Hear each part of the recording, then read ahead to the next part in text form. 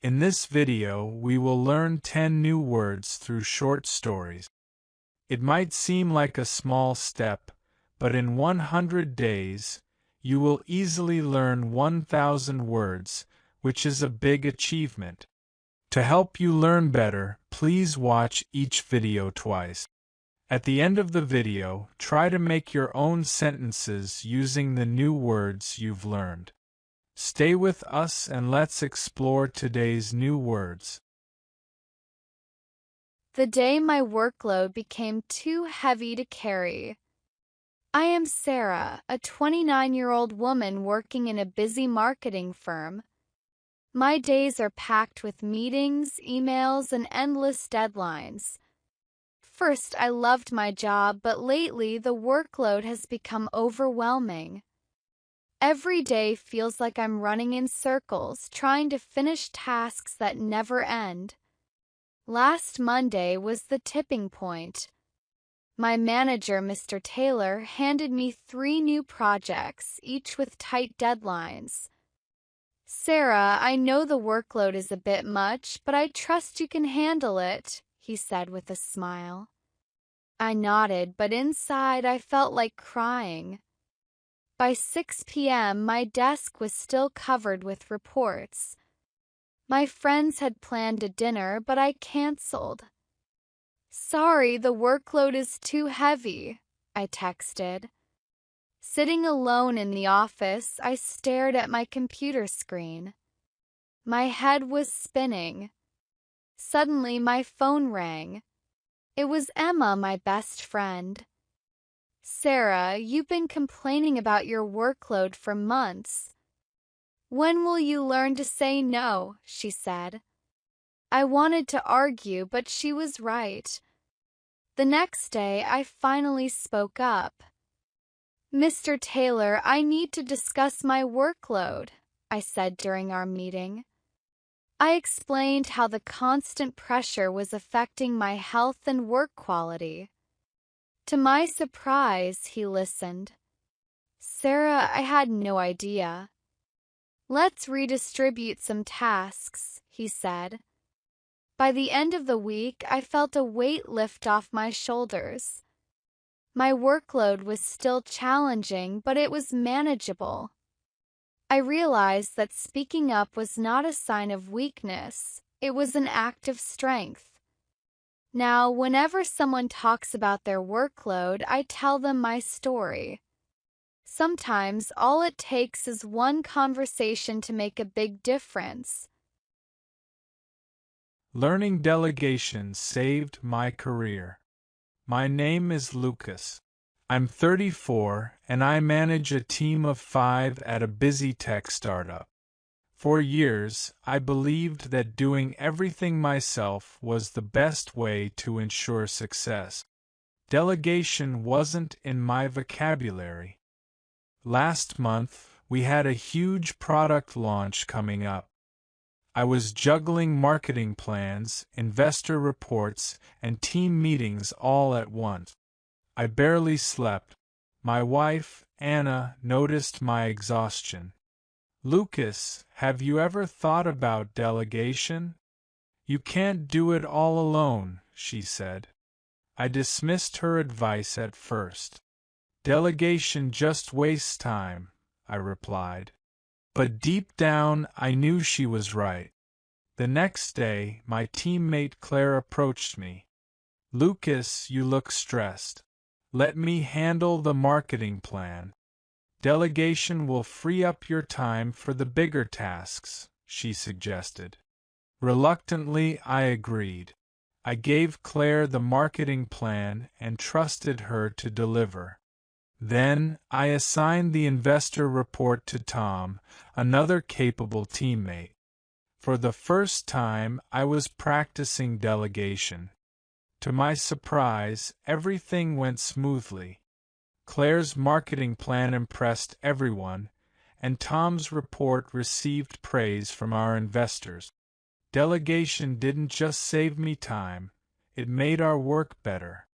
When the launch day arrived, I felt calm for the first time in weeks. The event was a huge success. Later that night, I thanked Anna. You were right. Delegation isn't a weakness, it's a strategy. Now I encourage my team to practice delegation too. By trusting others, we've built stronger relationships and achieved more together. Delegation isn't just about dividing work, it's about sharing responsibility and building trust. Racing against the deadline that changed everything. My name is Mia, and I work as a freelance writer. Deadlines are part of my life, but last week I faced the toughest deadline ever. It started on Monday. My client, Mr. Harris, called. Mia, I need a 10-page report by Friday. The deadline is non-negotiable, he said. I agreed, confident I could manage it. After all, I had 4 whole days. But things didn't go as planned. On Tuesday, my internet went down for hours. On Wednesday, my best friend needed my help with an emergency. By Thursday morning, I was way behind. The deadline loomed over me like a dark cloud. By Thursday night, I was panicking. I stared at my laptop, the cursor blinking on a blank page. Mia, you can do this, I whispered to myself. I decided to work through the night.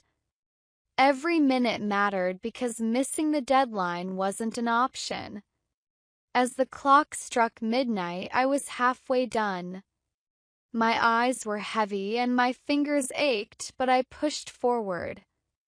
By 5 a.m., the report was complete. Exhausted but relieved, I submitted it just in time to meet the deadline. Later that day, Mr. Harris called again. Mia, the report is perfect. Thank you for meeting the deadline, he said. His words made all the stress worth it.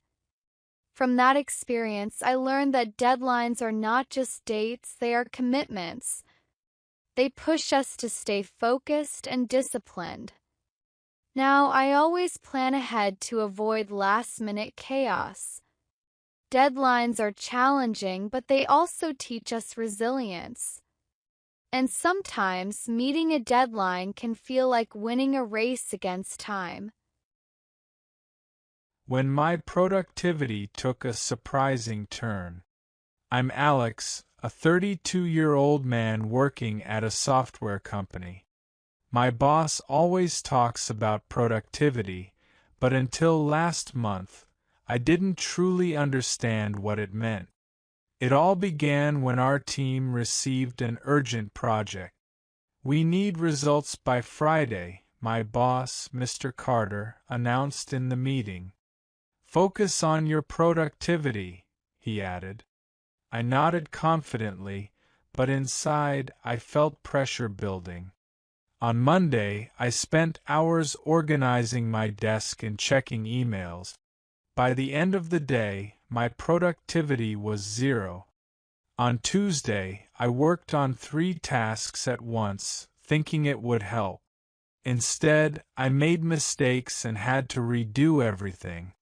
By Wednesday, I was stressed and frustrated. My colleague, Emma, noticed and said, Alex, productivity isn't about doing more. It's about doing what matters most. Her words stuck with me. That evening, I made a list of my top priorities. I decided to focus on one task at a time. On Thursday, I worked steadily without distractions. My productivity skyrocketed. By Friday morning, I had completed everything. During the meeting, Mr. Carter said, "Great work, Alex. Your productivity this week was impressive." I felt a mix of pride and relief. That experience changed my perspective. Productivity isn't about being busy, it's about being effective. Now, I focus on what's important and manage my time wisely. It's amazing how much you can achieve with the right mindset. Whenever I hear the word productivity now, I think of that week. It taught me that success isn't about doing everything, it's about doing the right things.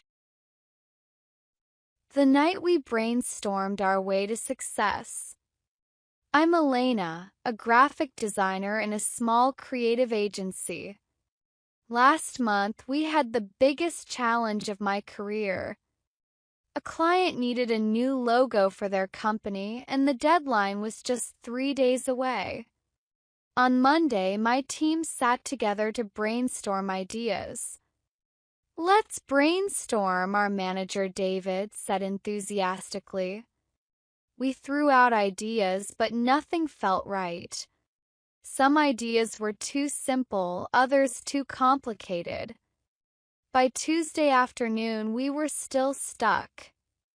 "We need to brainstorm differently," I suggested. "Let's focus on what the client loves about their business." This time, we brainstormed with a purpose. We listed their values, their favorite colors, and what made them unique. That evening, I stayed late to brainstorm alone.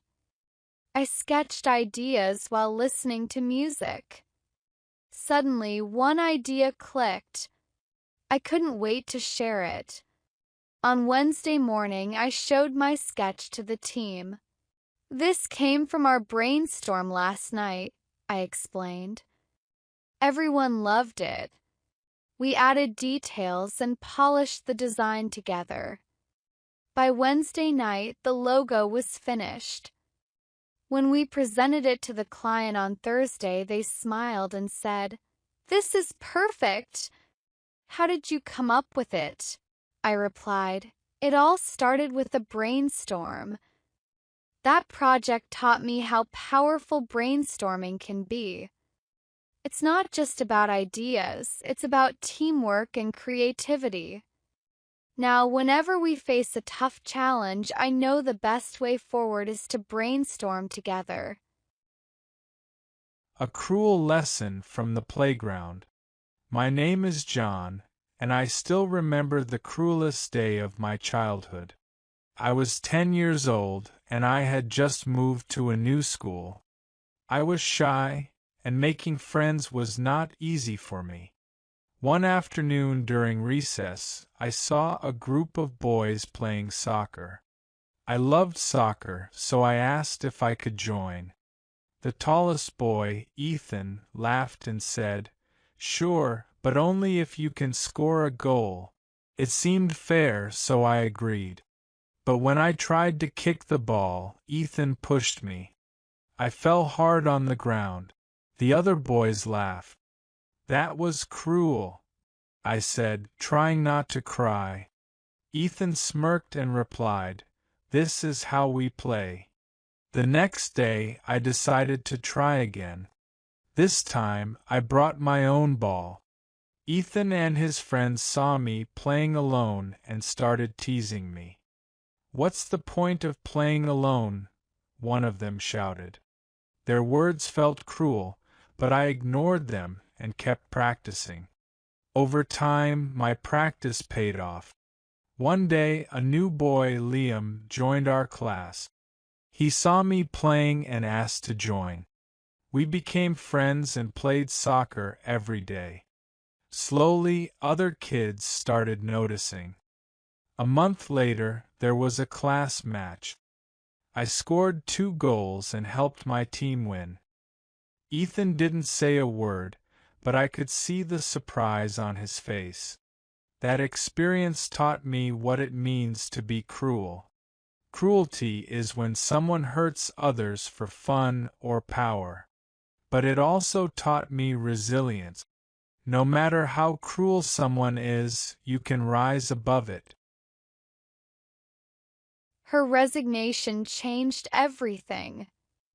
My name is Emma, and I've worked at my company for 6 years. Last week, something happened that made me question everything. It was a regular Monday morning until my manager Claire called the meeting. Claire had always been my mentor, calm, strong, and supportive. But today her face looked tired. She stood before us and said, "I have something important to share. I've submitted my resignation." We were shocked. "Your resignation?" "Why?" someone asked. Claire smiled faintly. "Sometimes you have to step back to move forward. My resignation is not a sign of defeat. It's a chance to explore new opportunities." Her words stayed with me all day. Why would someone like Claire, who was so good at her job, choose to leave? Later, I went to her office. "Claire, I can't believe your resignation is real," I said. She nodded and replied, "Emma, sometimes life demands change. My resignation is not about giving up, it's about finding something better." I couldn't stop thinking about her resignation. It made me reflect on my own life. I had dreams I'd been ignoring, ideas I'd never pursued. Was I too afraid to make a change? A week later, Claire's last day arrived. At her farewell party, she shared one final thought. Resignation is not just leaving a job. It's about letting go of fear and choosing a new path. I hope all of you remember that. Her resignation inspired me. I realized that change, even if scary, can be powerful. Maybe one day I'll write my own resignation letter, not because I failed, but because I'm ready for something new. Her feedback changed the way I see myself. My name is Mark, and I work as a graphic designer. For years, I created designs and sent them to clients, but I avoided one thing: feedback. One day, my manager, Sarah, asked to speak with me. She said, "Mark, you're talented, but I've noticed you don't ask for feedback. Why?" I hesitated, then admitted, "I'm afraid of criticism." Sarah smiled gently. "Feedback isn't about criticism, it's about growth. Let me show you." She handed me a project from a recent client. "Read their feedback," she said. I opened the email nervously. The client had written, "We loved the design, but can you make the colors brighter? It would better match our theme." It wasn't harsh, it was helpful. Sarah continued, "Feedback helps you improve. Without it, you'll never know what people really think or how to get better." Her words stayed with me. The next week, I submitted a new design to the same client. This time, I asked, "Can you share feedback to help me improve?"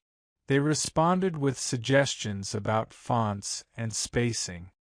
I applied their feedback, and the client said, "This is perfect." Over time, I learned to welcome feedback, not fear it. It became part of my process. When Sarah saw my progress, she said, "Mark, your work has improved so much." Feedback made the difference, didn't it? I smiled and nodded. Now I even ask my friends and family for feedback on my personal project. I've realized that feedback isn't an enemy, it's a tool for growth. The surprise promotion that changed everything. My name is Rachel, and I've worked at Miller & Co. for 5 years. I always dreamed of a promotion, but I never thought it would actually happen. Last Monday, my manager, Mr. Thompson, called me into his office. My heart raced. "Rachel," he said, "we need to talk about your work." My mind jumped to every mistake I'd ever made. "You've been consistent," he continued. and your attention to detail is remarkable. That's why I'm recommending you for a promotion." "A promotion?" I asked, unable to hide my shock. "Yes," he said. "You've earned it." I walked out of his office in a daze. That evening, I called my best friend, Sarah. "Guess what?" I shouted. "I'm getting a promotion." Sarah screamed with excitement. "You deserve this, Rachel." The next day, I met with human resources to discuss my new role. "This promotion means more responsibility," the HR officer explained. "Are you ready for the challenge?" I thought about it. Promotion wasn't just a raise or a fancy title, it was a chance to grow and prove myself. I nodded confidently. "I'm ready." The following week, during a team meeting, Mr. Thompson announced my promotion. "Rachel will now lead the client relations team," he said.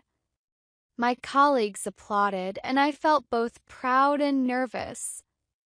In my new role, I learned to manage deadlines, handle tough clients, and support my team.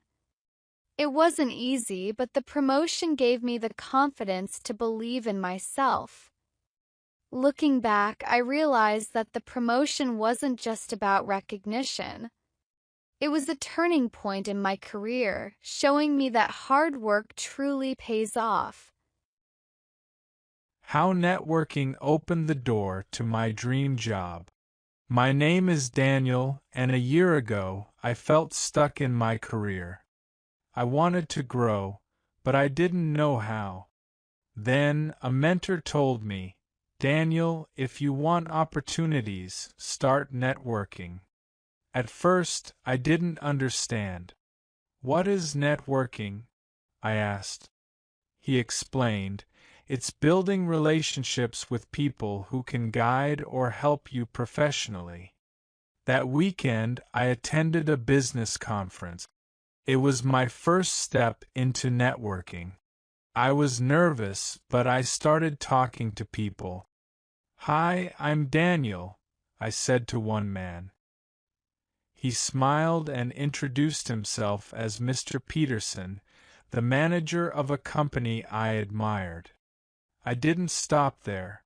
Networking meant I needed to meet more people. I joined online groups, attended seminars, and even reconnected with old colleagues. Every conversation felt like a chance to learn something new. One day, during a networking event, I met Amanda. She worked at a company I had always dreamed of joining. We talked about my skills, and she said, "Send me your resume. I'll share it with my team." A week later, I received an email from Amanda's company. They wanted to interview me. The interview went well, and soon I was offered the job. I couldn't believe it, networking had worked. Now I tell everyone about the power of networking. It's not just about getting a job. It's about learning, sharing, and connecting with others. Networking opened doors I didn't even know existed.